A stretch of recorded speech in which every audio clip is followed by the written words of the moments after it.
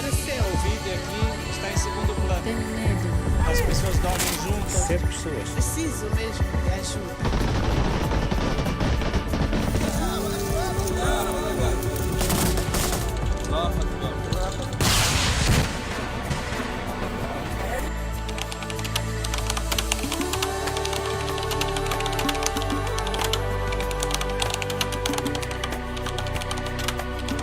Pessoas decapitadas, casas destruídas e igrejas incendiadas. Essa é a situação que se vive na província de Cabo Delgado, Moçambique.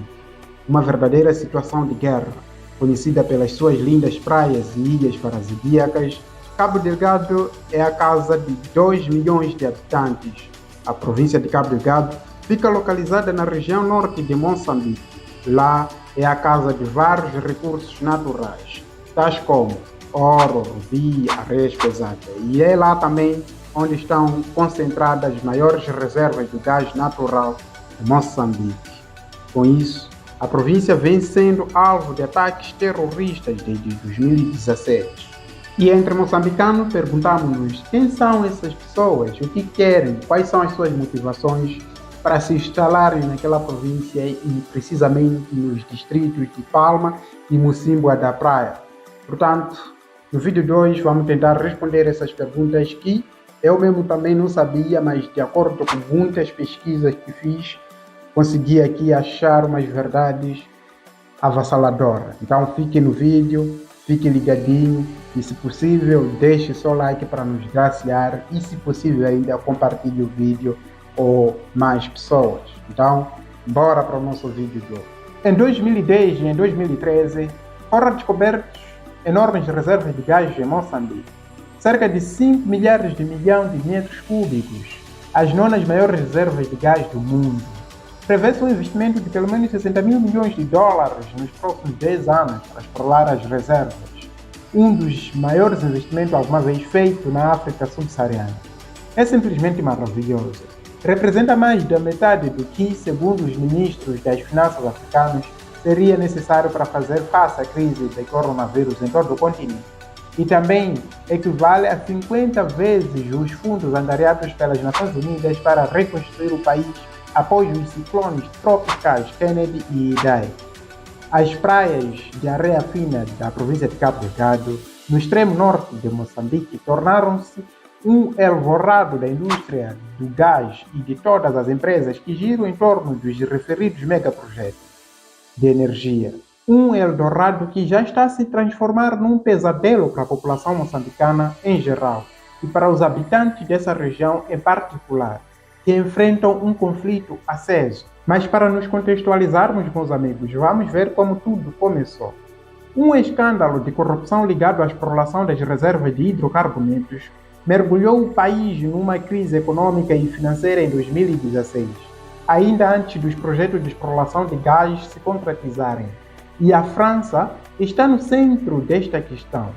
Em 2013, o governo moçambicano celebrou um contrato duvidoso com a Construction Mechanique de Normandie, CMN, que pertence ao multimilionário comerciante de armas frango-libanês, Iskandar Safa, para montar oficialmente uma frota de pesca de atum. Na realidade, o governo moçambicano contraiu dívidas ilícitas para financiar o programa de defesa que supostamente lhe permitiria assegurar a soberania da sua zona econômica exclusiva e sobre as jazidas de hidrocarbonetos que ela contém.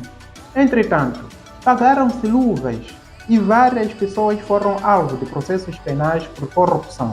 Atualmente, esta dívida colossal mantém Moçambique dependente tanto das receitas provenientes do gás, apesar destas estarem longe de rechear os cofres do Estado, como as potências e as corporações transnacionais e estrangeiras que estão a explorar as reservas. Com isso, vamos voltar a falar da França, meus amigos. A França está decidida a fazer com que este Eldorado de gás, considerado um tesouro de exportação, traga lucros antes de mais às suas corporações transnacionais, independentemente do caos que possa semear. Desde 2013, o governo francês parece ter fechado deliberadamente os olhos aos contornos dúbios deste contrato naval que joga com a taxa de endividamento de Moçambique e a torna cúmplice de práticas de corrupção. O objetivo da França era não só salvar os estaleiros de Cheboud, mas também exportar outros tipos de armamento e fortalecer a marinha moçambicana para que ela pudesse proteger as instalações de exploração de gás. Já nessa época, os grandes grupos de energias franceses cobiçavam as enormes reservas de hidrocarbonetos. Certas empresas até já estavam ativas na bacia de Rovuma, uma região altamente estratégica para a França que controla 2/3 do canal de Moçambique, graças nomeadamente às ilhas esparsas em disputa com Madagascar. Depois, os desejos das petrolíferas francesas foram realizados com a ajuda dos poderes políticos. Atualmente, há toda uma myriade de empresas francesas do setor dos hidrocarbonetos e de todos os setores que gravitam à sua volta, por exemplo, a logística e a segurança privada, implicadas nos 3 grandes projetos em desenvolvimento ao largo da costa de Moçambique. Há vários anos que a França emprega todo o seu arsenal de diplomacia econômica para defender os seus interesses em Moçambique, com visitas diplomáticas que incluem a presença de patronato, financiamentos públicos, missões de negócios, ativações dos serviços econômicos, da embaixada, etc. Perante isto, quem paga preço é a província de Cabo Delgado. Desde outubro de 2017 que se multiplicam os ataques de grupos de insurgentes contra civis e forças militares. A violência já fez muitos mortos. Mais de 100 mil pessoas foram forçadas a saírem das suas terras. A insurgência supostamente associada ao ISIS e ao Al-Shabaab foi construída sobre um emaranhado de tensões sociais, religiosas e políticas exacerbadas pela explosão das desigualdades e violências dos direitos humanos relacionadas com os projetos de exploração de gás. Perante isto e com a cumplicidade das potências e corporações transnacionais ocidentais, o governo moçambicano optou pela estratégia da militarização para proteger prioritariamente as instalações de exploração de gás, em detrimento da população. Os principais operadores até pagaram ao governo de Moçambique para mobilizar mais tropas das Forças Armadas para os proteger. Nada se fez para atacar as motivações políticas e sociais do conflito e arrancar o mal pela raiz. Pelo contrário, a militarização da zona e as atividades da exploração de gás fomentam as tensões que o alimentam. A violência dos direitos humanos multiplicam-se nas comunidades e que se vê ameaças por insurgentes, pelas forças militares, segurança privada e pelas corporações transnacionais ou os seus subempreiteiros. As comunidades estão sendo roubadas de suas terras, acesso ao mar e meios de subsistência.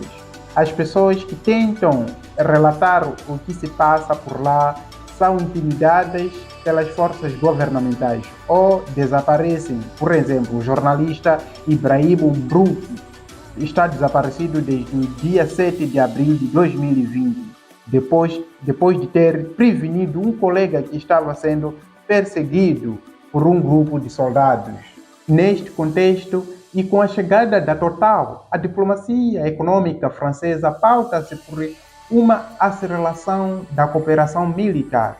Em vez de se juntar ao governo de Moçambique para promover estratégias que permitem resolver os conflitos na sua base, a França contribui para atiçar as tensões na província de Cabo Delgado, apoiando as suas corporações transnacionais do gás e a militarização na zona. Há mesmo armamento com licença francesa nas mãos de grupos paramilitares ativos para combater a insurreição, nomeadamente de Eric Prince, o anterior patrão da empresa americana de mercenários Blackwater, afamado pelas suas atividades desastrosas nas guerras de Líbia e do Afeganistão.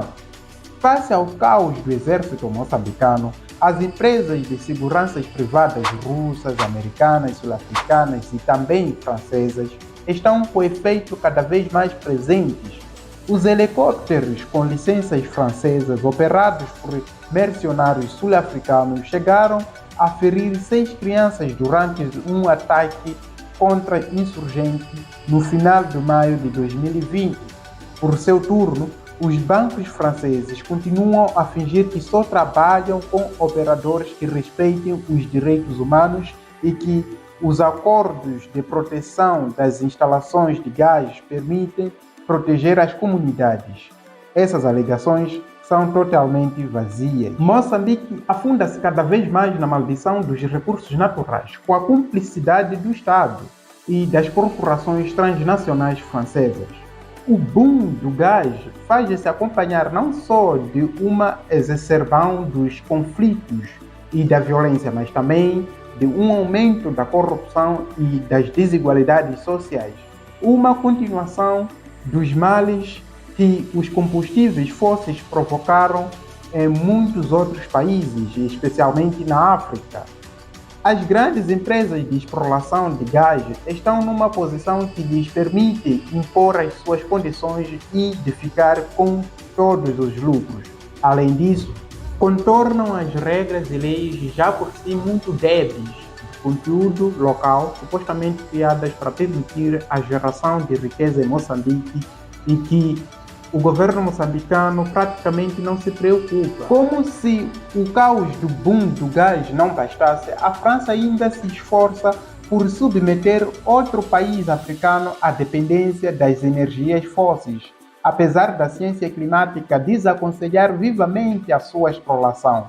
Os 3 projetos de exploração de gás em vias de desenvolvimento poderão emitir o equivalente a 7 anos de emissões de gases de efeito estufa na França e 49 vezes as emissões anuais de Moçambique. Esta é uma bomba relógio climática pronta para explodir, o que contribuirá para levar o mundo ainda mais em direção a uma crise climática irreversível. E há que ter em conta que só representam uma parte das reservas de hidrocarbonetos descobertas, em total contradição com as propostas do presidente Emmanuel Macron diante da Convenção Cidadã sobre o Clima em janeiro passado, em que afirmava querer ajudar Moçambique a não se tornar dependente da exploração das suas jazidas. E a França empurra o país para a armadilha do gás. Tudo em nome dos interesses econômicos, dos seus industriais de energia e dos seus banqueiros. Ironicamente, Moçambique está na linha da frente dos impactos das mudanças climáticas, estando classificado como um dos países mais vulneráveis e tendo sido atingido por eventos climáticos extremos. A soberania energética para Moçambique é crítica e só pode ser alcançada através de soluções de energia renováveis, baseadas nas pessoas, não através de combustíveis fósseis que servem apenas aos lucros das pessoas e empresas. Para acabar com a hipocrisia, o governo francês deve pôr fim à diplomacia do caos depois das instalações da Total no Iêmen, que acolhem uma prisão secreta, passaram a ser os projetos de exploração de gás moçambicano, a semear o caos. Já está na altura do governo e dos deputados tomarem consciência da urgência climática e das violações dos direitos humanos associados aos projetos apoiados e alterarem a lei este ano para pararem com todos os subsídios aos setores do petróleo e do gás, já a partir de 2024. As empresas francesas implicadas, os bancos privados e industriais da energia, como a Total, deve acessar imediatamente as suas atividades nos projetos de exploração de gás em Moçambique, sob a pena de serem responsabilizados com base na lei do dever de vigilância. Bom, pessoal, o nosso vídeo foi desta forma. Conseguiram perceber aí que a França está mesmo no centro de tudo isto e não temos como escapar dele. Estamos endividados, estamos muito lascados em Moçambique, então a nossa situação é crítica, ainda mais com essa